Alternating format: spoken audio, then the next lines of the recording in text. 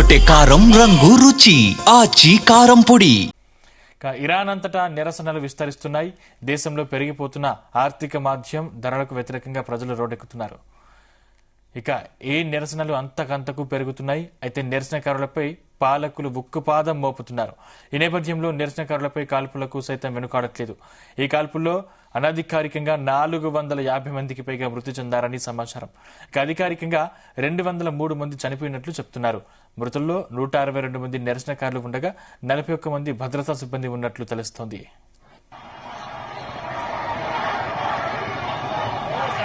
ఇరాన్లో గత కొద్ది రోజులుగా జరుగుతున్న నిరసనలు తారాస్థాయికి చేరాయి. ఇరాన్ కరెన్సీ రియాల్ విలువ దారుణంగా పడిపోవడం, జీవన వ్యయాలు పెరగడం వంటి సమస్యలతో డిసెంబర్ 28 నుంచి ప్రజలు వీధుల్లోకి వచ్చి నిరసనలు చేపట్టారు. ఈ క్రమంలో ఇరాన్ అధ్యక్షుడు స్పందించారు. ప్రజల్లో ఆందోళన నెలకొన్న విషయం వాస్తవమేనన్నారు. అయితే తాము నిరసనకారులతో మాట్లాడాలని, వారి సమస్యలను పరిష్కరించడం తమ కర్తవ్యమని పేర్కొన్నారు. కానీ అంతకంటే ముఖ్యమైన పని మరొకటి ఉందని, అదేంటంటే కొంతమంది అల్లరి ముక్కలు మొత్తం సమాజాన్ని నాశనం చేయకుండా చూస్తున్నారని మీడియాతో చెప్పారు.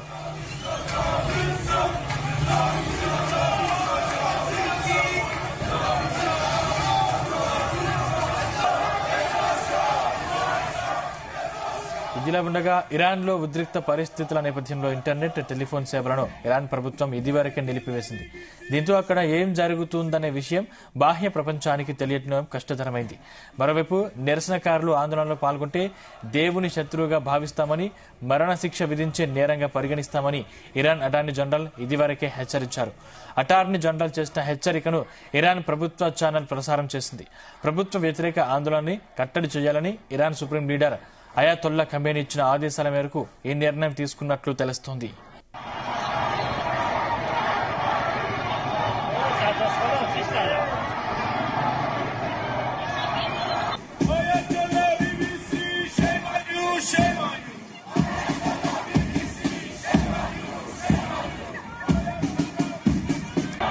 మరోవైపు నిరసనకారులపై కాల్పులు జరిగితే అమెరికా జోక్యం తప్పదని, చావు దెబ్బ కొడతామని అమెరికా అధ్యక్షుడు డొనాల్డ్ ట్రంప్ ఇదివరకే హెచ్చరించారు. అక్కడ జరుగుతున్న నిరసనల్ని అమెరికా ప్రభుత్వం నిశ్చితంగా గమనిస్తోందని, నిరసనకారులు సురక్షితంగా ఉండాలని ఆశిస్తున్నట్లు పేర్కొన్నారు. గతంలో జరిగినట్లే ప్రజలను చంపడం మొదలు పెడితే మేం జోక్యం చేసుకుంటామని పేర్కొన్నారు. ఇరాన్ కాల్పులు జరిపితే తాము కూడా కాల్చాల్సి వస్తుందని అన్నారు. మా సైనికులు మీ గడ్డపైకి దిగకపోవచ్చు, కానీ మిమ్మల్ని ఎక్కడ కొడితే నొప్పి తెలుస్తుందో మాకు బాగా తెలుసని ట్రంప్ చెప్పారు. అత్యంత కఠినంగా మిమ్మల్ని దెబ్బ కొడతాం అని గట్టిగా వార్నింగ్ ఇచ్చారు.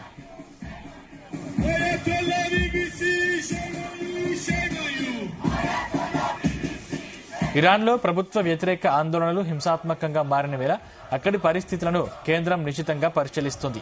భారతీయులకు పొంచి ఉన్న ప్రమాదాన్ని అంచనా వేస్తుంది. విద్యుత్ సరఫరా, విమాన సర్వీసులను నిలిపివేసిన నేపథ్యంలో భారతీయులను తరలించేందుకు ఉన్న అవకాశాలపై కేంద్రం ఇప్పటికే పని మొదలు పెట్టినట్లు నిఘా వర్గాలు తెలిపాయి.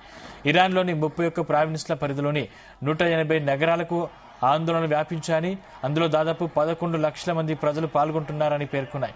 రాజధాని టెహ్రాన్, ఇరాన్ రెండో పెద్ద నగరం మహాషాద్లో ఇవాళ కూడా ప్రజలు పెద్ద సంఖ్యలో వీధుల్లోకి వచ్చి ఆందోళనలు చేశారు. 2 వారాలు దాటిన నిరసనల్లో ఇప్పటి వరకు 203 మందికి పైగా మృతి చెందినట్లు ఆందోళనకారులు తెలిపారు. 2600 మందిని అదుపులోకి తీసుకున్నట్లు అమెరికాకు చెందిన ఓ వార్తా సంస్థ తెలిపింది. ఇంటర్నెట్, ఫోన్ లైన్లను నిలిపివేయడం వల్ల విదేశాల నుంచి పరిస్థితులను అంచనా వేయడం కష్టంగా మారినట్లు పేర్కొంది.